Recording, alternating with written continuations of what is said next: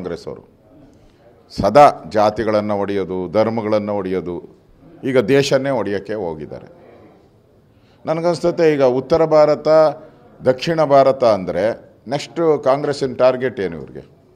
ನಮಗೂ ತಮಿಳ್ನಾಡಿಗಾಗಲ್ಲ, ನಮಗೂ ಆಂಧ್ರಾಗಲ್ಲ, ನಮಗೂ ಕೇರಳಗೆ ಗಲಾಟೆ ನಡೀತಾ ಇದೆ.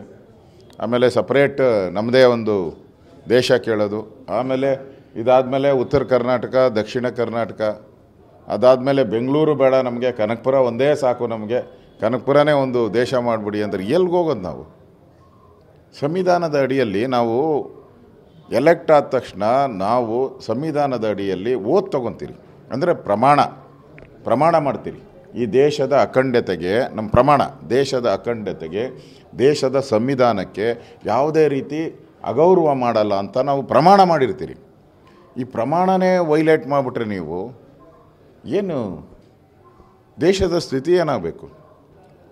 ಏನು ಹಣದ ಮೇಲೆನ, ಈಗ ಲಾಭ ನಷ್ಟದ ಮೇಲೆನ ದೇಶದ ಲೆಕ್ಕ ಹಾಕೋದು ನಾವು?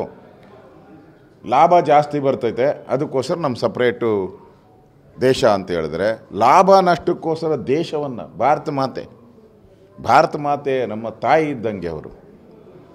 ಲಾಭಕ್ಕೋಸ್ಕರ ತಾಯಿನ ನಾವು ಭಾಗ ಮಾಡ್ಕೊಳಕ್ಕೆ ಆಗುತ್ತಾ?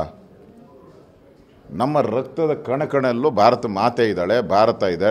ನರೇಂದ್ರ ಮೋದಿ ಅವರು ಹೇಳಿದ್ದಾರೆ, ನಮಗೆ ಪಾರ್ಟಿಗಿಂತ ಧರ್ಮಕ್ಕಿಂತ ದೇಶ ದೊಡ್ಡದು ಅಂತ ಹೇಳಿದ್ದಾರೆ, ಸಂವಿಧಾನ ದೊಡ್ಡದು ಅಂತ ಹೇಳಿದ್ದಾರೆ. ಅಂಥ ದೇಶದಲ್ಲಿ ಇಂಥವರೆಲ್ಲ ಈ ಥರದ ಹೇಳಿಕೆಯನ್ನು ಕೊಡುವಂಥದ್ದು ಒಂದು ರೀತಿ ಇಡೀ ಕರ್ನಾಟಕದ ಜನ ಆಶ್ಚರ್ಯಚಕಿತರಾಗ್ಬಿಟ್ಟಿದೆ. ನಮ್ಮ ಕೊನೆಯ ಒಂದು ತೊಟ್ಟು ರಕ್ತ ಇರೋವರೆಗೂ ಭಾರತ ಇನ್ನು ಮುಂದೆ ಭಾಗ ಆಗೋಕ್ಕೆ ನಾವು ಯಾರೂ ಬಿಡಲ್ಲ. ಅದಕ್ಕೆಷ್ಟೇ ಬಲಿದಾನ ಆಗಲಿ, ಏನೇ ಆದರೂ ಕೂಡ ಈ ಥರ ಹೇಳಿಕೆಗಳನ್ನು ಕಾಂಗ್ರೆಸ್ ಅವರು ಕೊಟ್ಟು ಜನರ ಮನಸ್ಸಲ್ಲಿ ವಿಷಬೀಜವನ್ನು ಬಿತ್ತುತ್ತಾ ಇದ್ದಾರೆ. ನಮ್ಮ ಪ್ರಾಣದ ಕೊನೆ ಉಸಿರಿರೋವರೆಗೂ ಈ ಥರದ ವಿಚಿತ್ರಕಾರಿ ವಿಚಾರಗಳಿಗೆ ನಾವು ಅವಕಾಶನೇ ಕೊಡಲ್ಲ.